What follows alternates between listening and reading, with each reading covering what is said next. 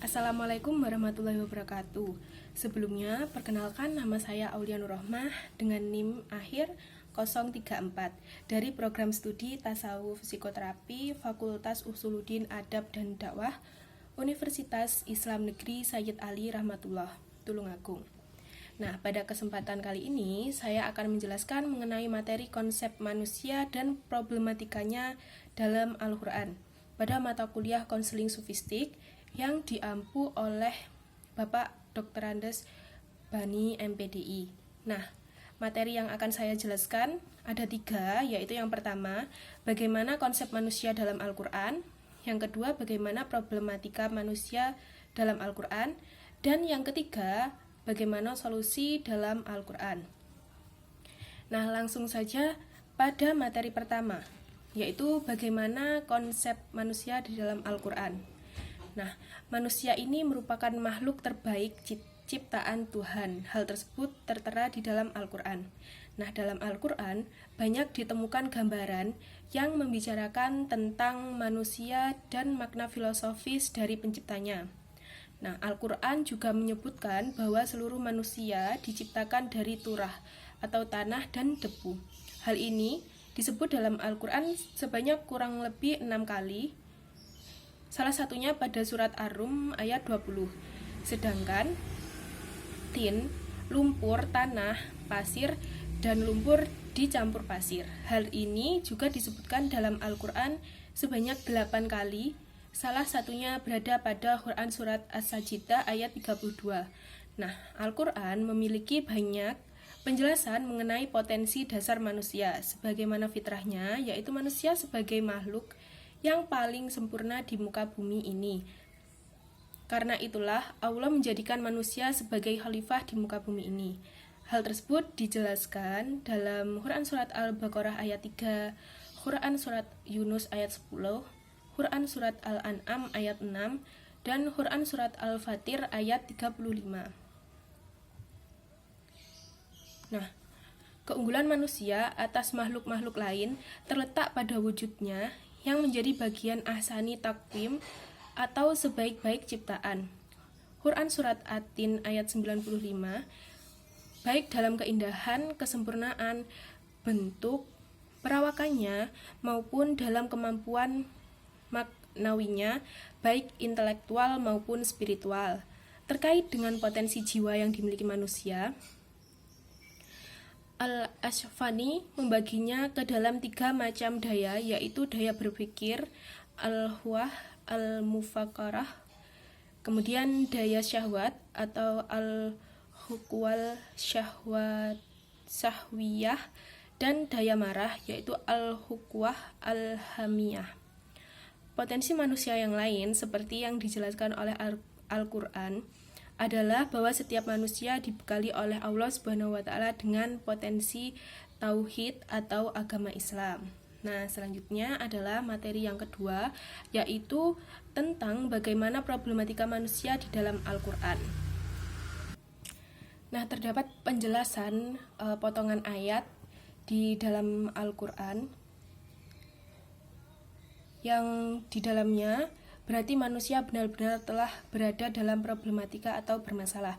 Salah satunya adalah sesungguhnya manusia itu sangatlah zalim dan amat bodoh. Dijelaskan dalam Quran surat Al-Ahzab ayat 33. Selanjutnya potongan ayat yaitu artinya ketahuilah sesungguhnya manusia itu benar-benar melampaui batas karena melihat dirinya serba cukup. Hal tersebut dijelaskan dalam Quran surat Al-Alaq ayat 96. Nah, potongan ayat selanjutnya yaitu bunyinya manusia adalah makhluk yang paling pandai membantah. Hal tersebut dijelaskan dalam Quran surat Al-Kahfi ayat 18. Dari ayat yang telah saya sebutkan, nampak jelas bahwa perangai manusia digambarkan oleh Al-Quran ada kalanya baik dan ada kalanya buruk. Oleh karena itu, manusia yang memiliki kesempurnaan, potensi, dan mereka harus mengarahkannya ke diri kepada kesempurnaan positif dan tidak sebaliknya. Berdasarkan konsep konseling, pribadi tidak sehat atau problematika yang dihadapi manusia adalah pribadi yang tidak mampu mengatur diri dengan hubungannya dengan diri sendiri, orang lain, lingkungan, maupun dengan Tuhannya.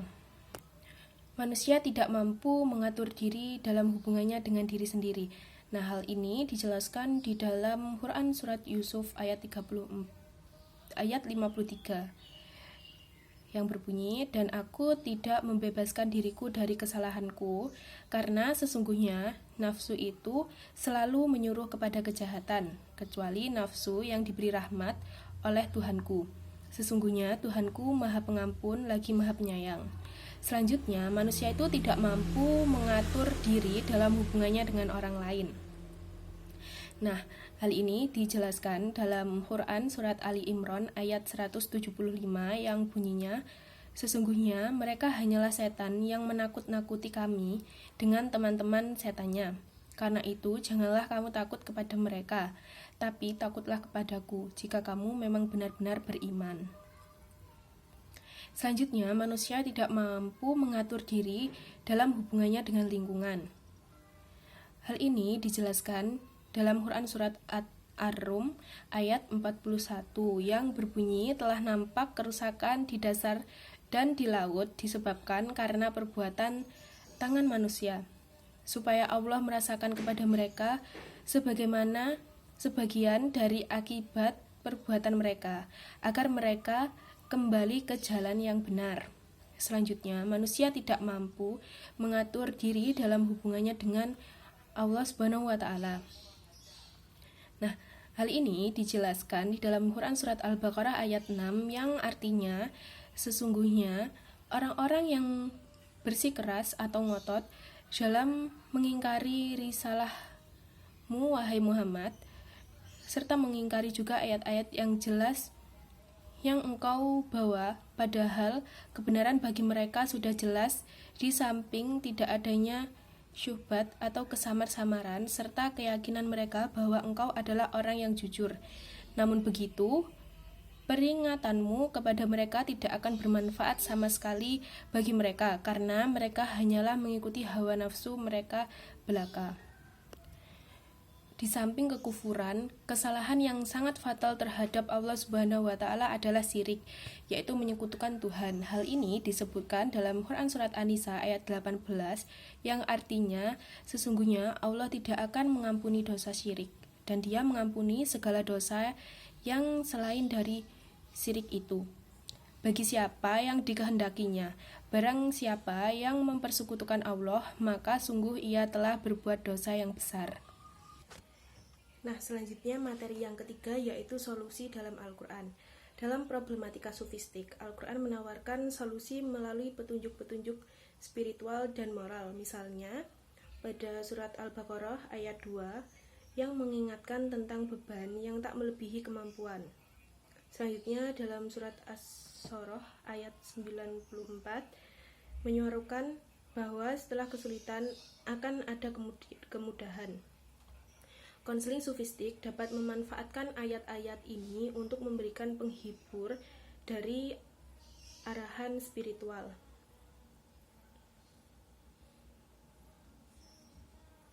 Proses komunikasi melalui keterampilan konseling sufistik dimaksudkan sebagai upaya menenteramkan, dan melapangkan konseli agar menerima kehendak Allah dan merencanakan upaya untuk keluar dari permasalahannya. Maka sudah tentu keterampilan konseling yang digunakan hendaknya diselaraskan dengan ayat-ayat Al-Quran dan sumber dari hadis Nabi Shallallahu Alaihi Wasallam pula. Nah, penjelasan manusia dalam Al-Quran terdapat baik dan buruknya. Serta dalam Al-Quran juga terdapat ayat-ayat yang menjelaskan tentang problematika yang dihadapi manusia.